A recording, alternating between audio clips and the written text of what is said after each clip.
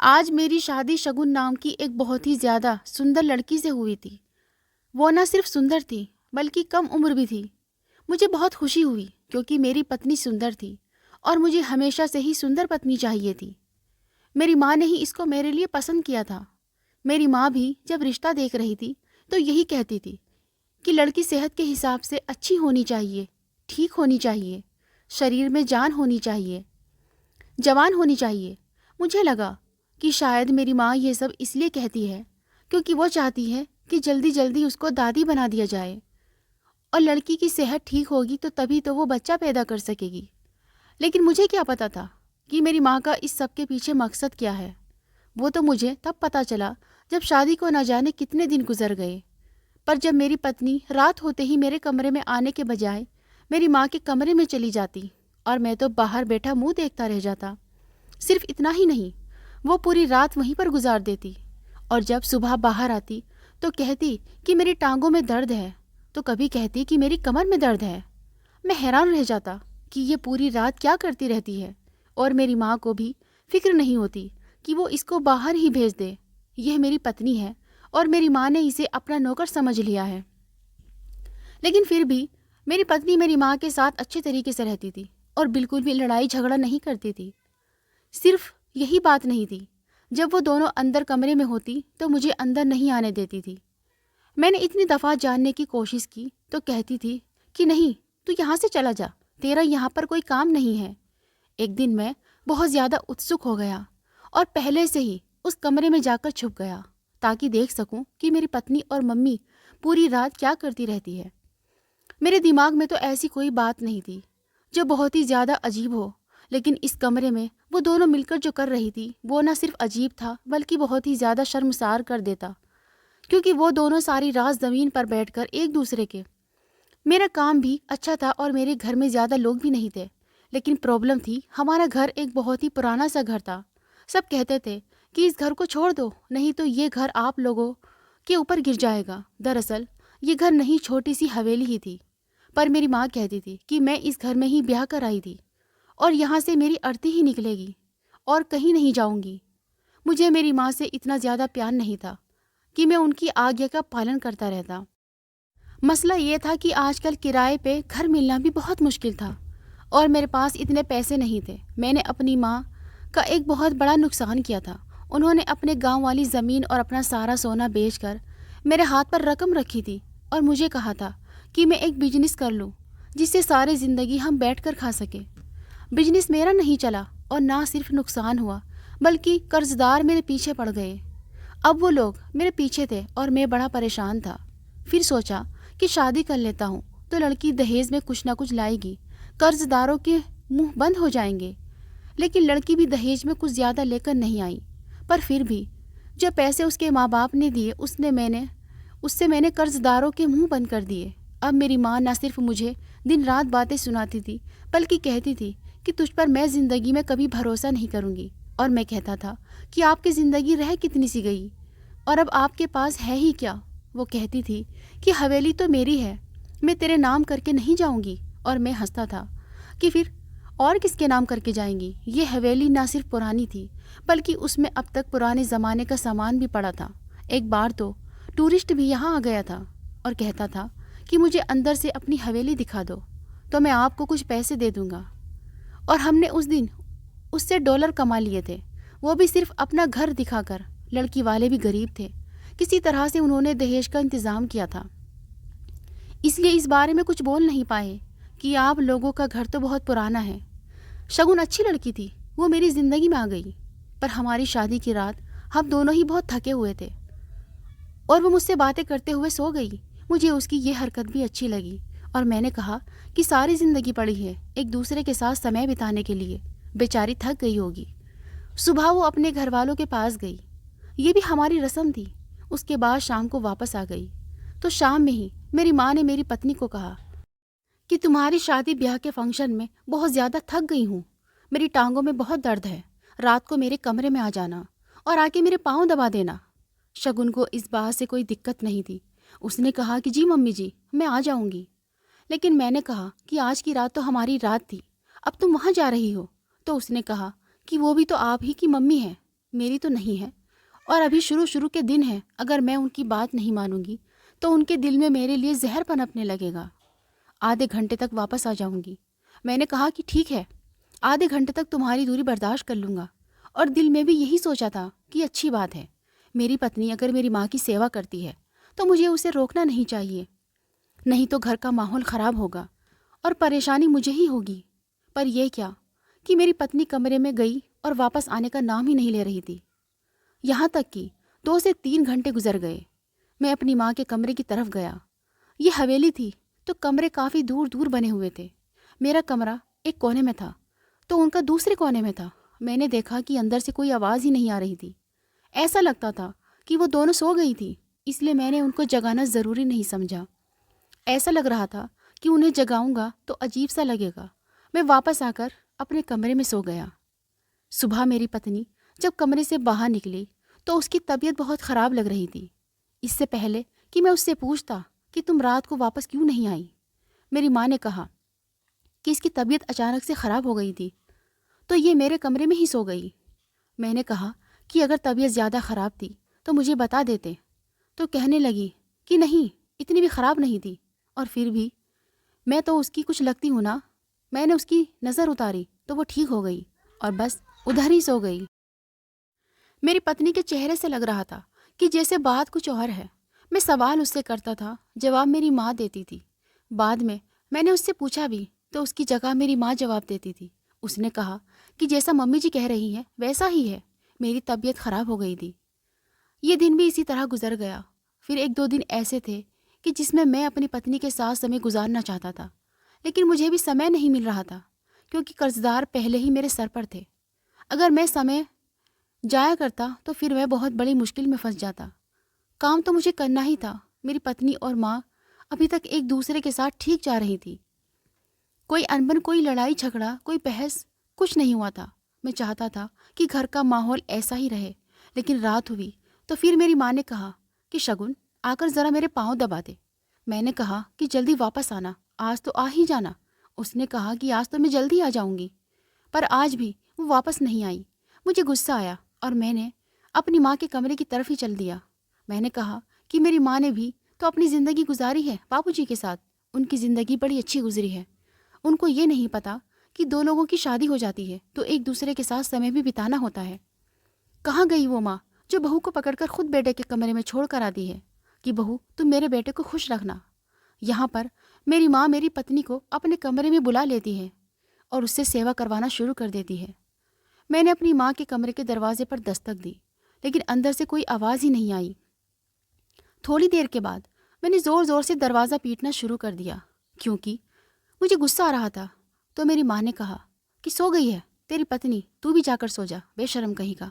मैं यह सुनकर हैरान रह गया कि इसमें मेरी क्या गलती थी। वो मेरी पत्नी है। अगर मैं उसे अपने कमरे में बुलाने के लिए आया तो क्या गलती कर दी मैंने। अगर किसी दिन मेरी पत्नी मेरी माँ के कमरे में नहीं भी जाती तो उसी दिन उसकी तबीयत ख़राब हो जाती। उसकी टांगों में बहुत ज़्यादा दर्द रहता, कमर में दर्द रहता था। एक दिन तो मैंने देखा कि उसके हाथों में भी दर्द था। मैंने कहा कि तुम क्या अपने घर से बीमारी लेकर आई थी? तो कहने लगी कि क्या मतलब है आपका, आपको मैं बीमार लगती हूँ? मैंने कहा कि बीमार नहीं लगती तो और क्या लगती हो? जब भी मैं तुमसे कोई प्यार की बात करने की कोशिश करता हूँ तो तुम कहती हो मेरी तबीयत ख़राब है, मेरी कमर में दर्द है। पूरा दिन क्या करती रहती हो? हमारे घर में ना तो कोई बच्चे हैं ना ही ज़्यादा लोग हैं। घर को एक बार साफ़ करो तो 4-5 दिन साफ़ रहता है। 3 लोगों का खाना पकाना कौन सा मुश्किल है? अगर तुम कहती हो तो खाना भी मैं बाहर से ले आऊँगा, लेकिन तुम्हें ऊपर वाले का वास्ता है कि मेरे पास आ जाया करो। अब क्या मुझे अपनी ही पत्नी के सामने हाथ जोड़ने पड़ेंगे? मेरी पत्नी इस बात पर बड़ी परेशान लग रही थी। मुझे उसकी आंखों में अजीब सा दुख और परेशानी नज़र आ रही थी, जैसे वो खुद बहुत मजबूर है। मैंने कहा कि क्या बात है? तो कहने लगी कि कुछ नहीं, मैंने अपनी पत्नी के सामने अर्ज़ी लिख कर डाली थी, लेकिन मेरी सुनवाई नहीं हुई। उसने मेरी बात नहीं मानी। एक दिन मैंने उसे कहा कि माँ तुम्हें बुलाती रहे, तुम कह दो कि मेरी तबीयत ख़राब है। तो उसने कहा कि नहीं, मैं ऐसा नहीं कर सकती हूँ, नहीं तो उनको बुरा लगेगा। मैंने कहा तुम पहली बहू हो जो अपनी सासू माँ के लिए इतना परेशान हो रही हो। लड़कियाँ तो शादी के पहले महीने में ही अपना असली रंग दिखा देती हैं। तुम भी बुरी बहू बन जाओ। तो उसने कहा कि आप कैसी बातें कर रहे हैं, मुझे इस घर में आपकी माँ के साथ ही रहना है।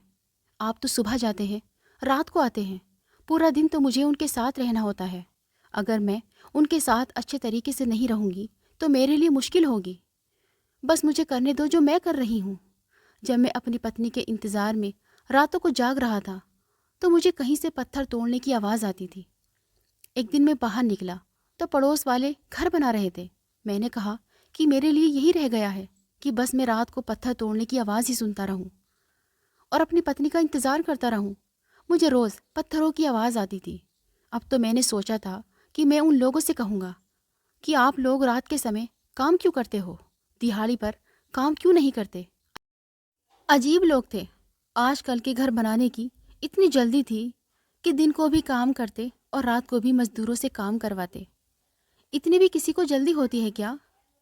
सोचा तो मैंने भी यही था कि मेरा बिजनेस चल जाएगा तो मैं इस हवेली को तोड़कर यहाँ से अच्छा सा घर बनवाऊंगा। अब तो हमारी पूरी गली में ही नए नए घर बन गए थे। बीच में हमारा घर ही अजीब सा और खौफनाक सा लगता था। ऐसा लगता था कि भूत बंगला है। अब मेरे पास एक ही चारा था कि मैं अपनी माँ से बात करता हूँ। मैंने उनसे बात की। मैंने कहा कि मम्मी, आप शगुन को रात को क्यों अपने कमरे में बुला लेती हो। मेरी माँ तो पहली बात पर ही ऐसे गुस्सा हो गई कि जैसे मैं यही बात बार बार कर रहा हूँ। कहने लगी कि बूढ़ी औरत हूँ, मेरी टांगें जवाब दे रही हैं। बाप तो तेरा इस दुनिया में नहीं है।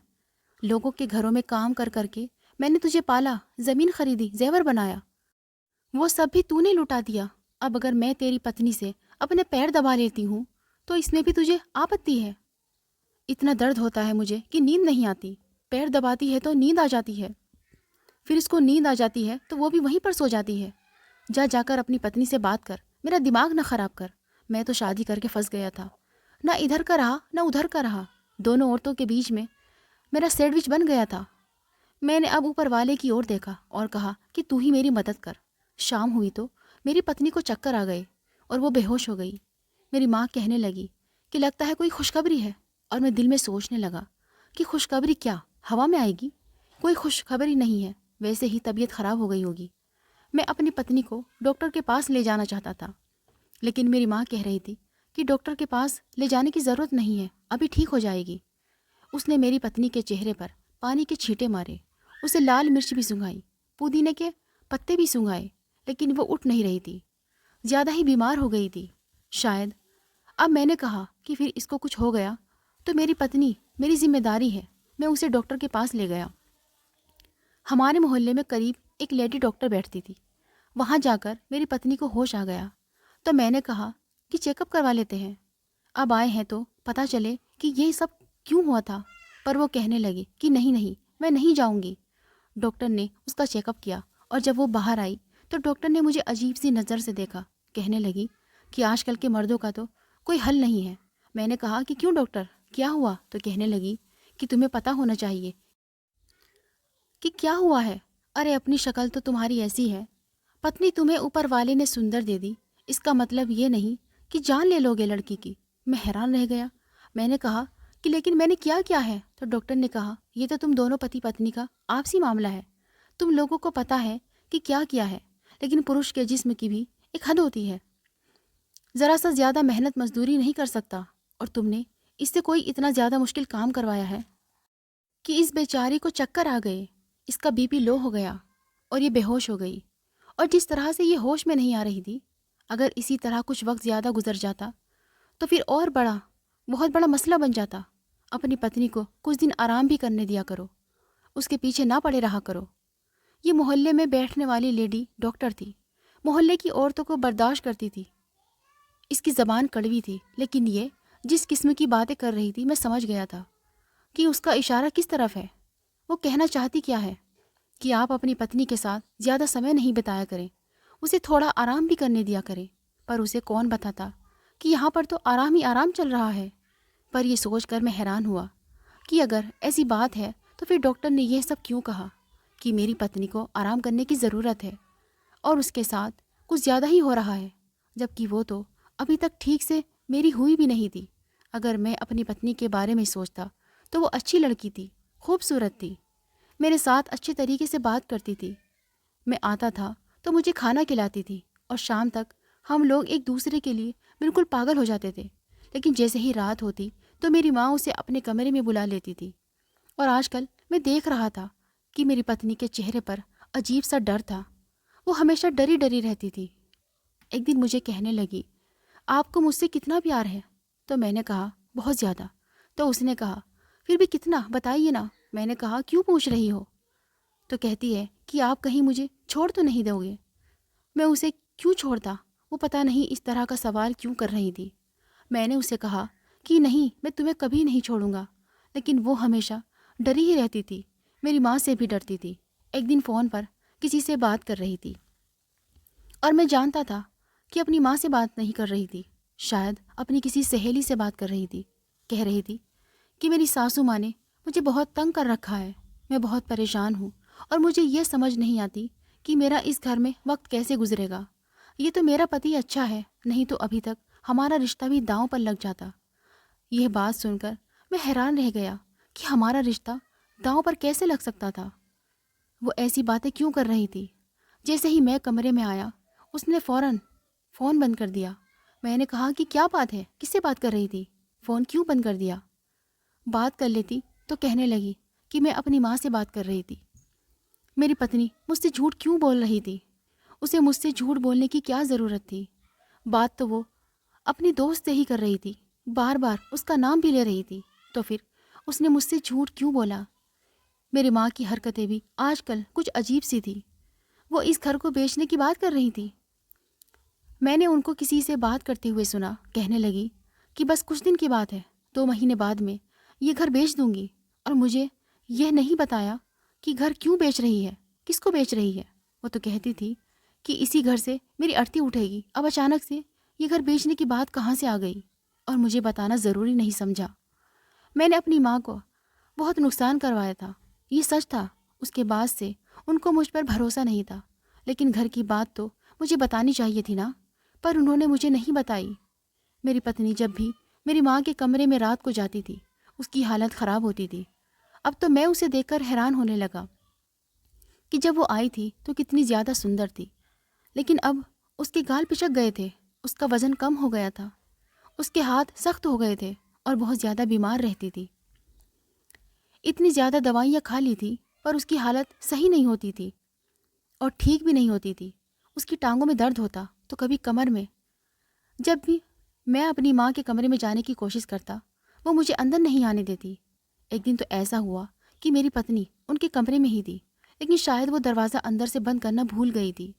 मैं भी खुश हो गया कि दरवाज़ा खुला हुआ है, पर मैं जैसे अंदर जाने लगा, उन्होंने दरवाजे को हाथ से बंद करने की कोशिश की और इधर से मैंने धक्का लगाया तो उन्होंने अंदर से धक्का लगाया और दरवाजे को पकड़कर मेरे मुंह पर मारा। मतलब उनको बस यही फिक्र थी कि ठीक है, मैं कमरे के अंदर ना आ जाऊं। उन्होंने ये भी नहीं देखा कि दरवाज़ा मेरे मुंह पर लग गया है। मैंने कहा कि ये क्या मम्मी, दरवाज़ा खोलो। वो मुझे कहने लगी कि तेरा यहाँ कोई काम नहीं है, तू चला जा यहाँ से। मैंने कहा कि मेरी पत्नी अंदर है, बाहर भेजो तो मैं चला जाऊँगा, वरना मुझे कोई शौक़ नहीं आपके कमरे में आने का। मेरे मुंह पर चोट लगी थी तो मुझे भी गुस्सा आ गया था, पर मेरी माँ ने कहा कि तेरी पत्नी बाहर नहीं आएगी, तू जाकर सो जा। अब उन्होंने रोज़ का यही धंधा बना लिया था। वो मेरी पत्नी को कमरे के अंदर बंद करके ही बैठ जाती थी। मैंने अपनी पत्नी से बार बार पूछा कि क्या बात है, मुझे बता दो। वो बहुत डरी हुई रहती थी, लेकिन वो मुझे बात नहीं बता रही थी। अब मेरे पास और कोई रास्ता नहीं था। एक तरफ मेरी पत्नी मुझसे झूठ बोल रही थी, दूसरी तरफ मेरी माँ मुझसे झूठ बोल रही थी। क्योंकि जब मैंने पूछा कि क्या आप ये हवेली बेचना चाहती हैं, तो उन्होंने कहा कि नहीं, तुझे किसने कहा, मैं तो नहीं बेचना चाहती। जबकि मैंने अपने कानों से सुना था कि वो सहेली से बेचने की बातें कर रही थी। इन दोनों औरतों ने मिलकर मुझे पागल बनाया हुआ था। अब मुझे कुछ और ही सोचना था। जो कुछ भी हो रहा था वो इस कमरे के अंदर हो रहा था और जिसमें मुझे जाने भी नहीं देते थे। तो मुझे ही किसी तरह वहाँ जाना था और पता करना था कि उस कमरे के अंदर क्या हो रहा है। और ये भी मैं तभी कर सकता था जब मैं खुद उस कमरे के अंदर जा सकता था और मेरी माँ मुझे जाने नहीं देती थी। तो मेरे दिमाग में एक खुराफती प्लान आ गया। एक दिन मैंने सुबह ही अपनी पत्नी और मेरी माँ से कहना शुरू कर दिया कि आज मैं शहर से बाहर जा रहा हूँ।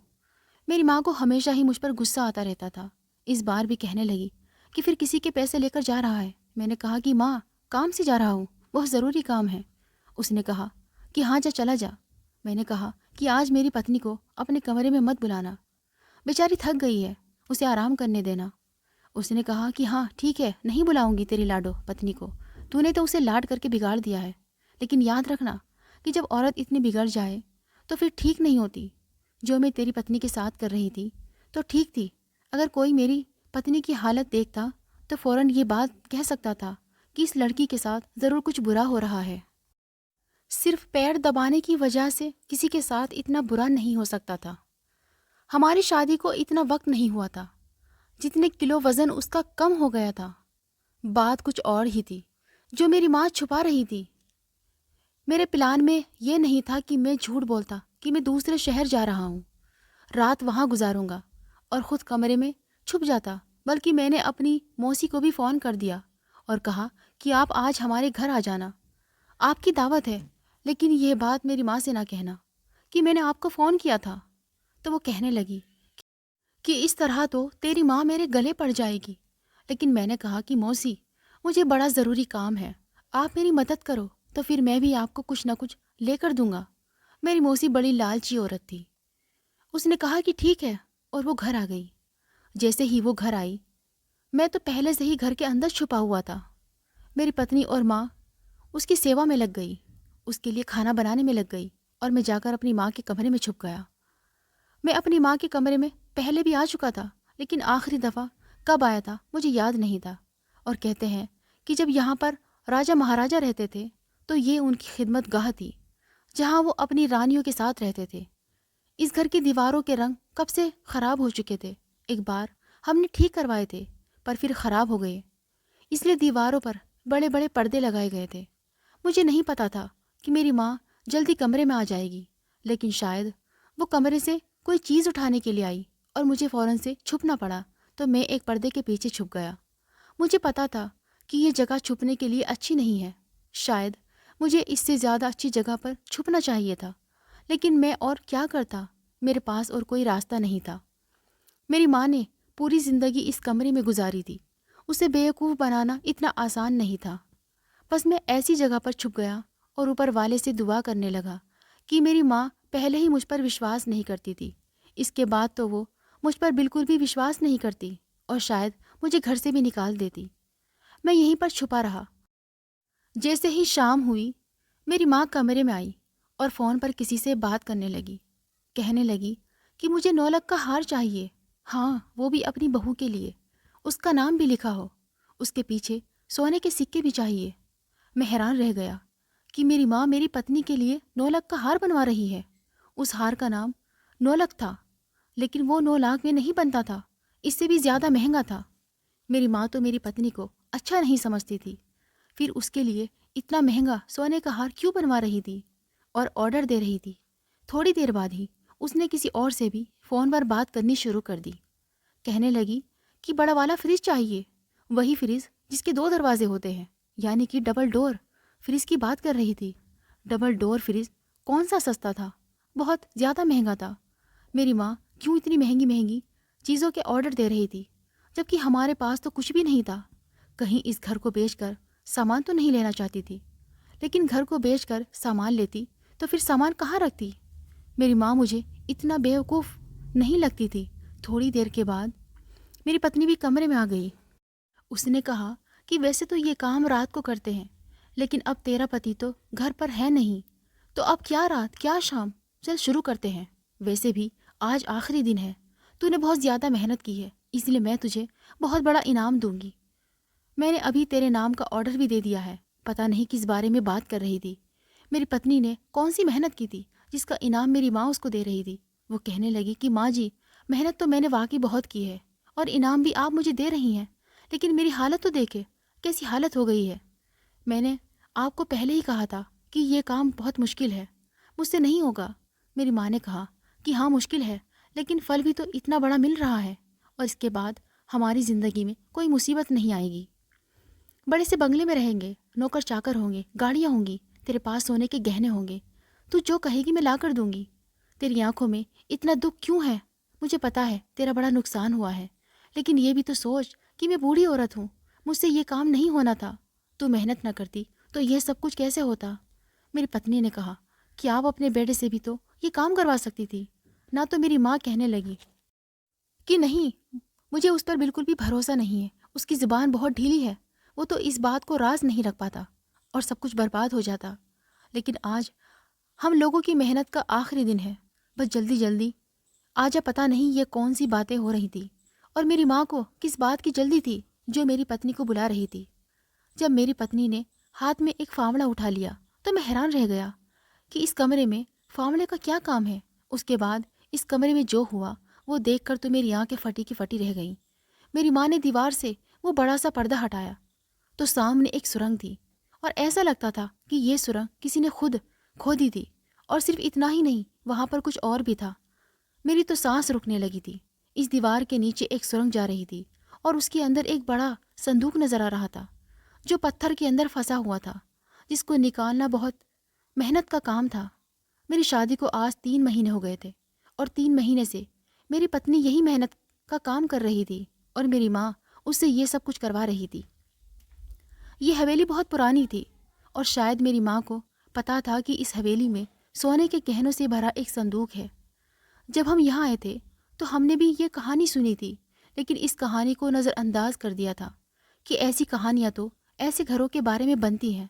लेकिन मुझे नहीं पता था कि मेरी माँ वाकई संदूक तक पहुँच जाएगी और उसने इस संदूक को निकालने का काम मेरी पत्नी से करवाया था। तभी तो मेहनत मजदूरी कर करके उसकी ये हालत हो गई थी।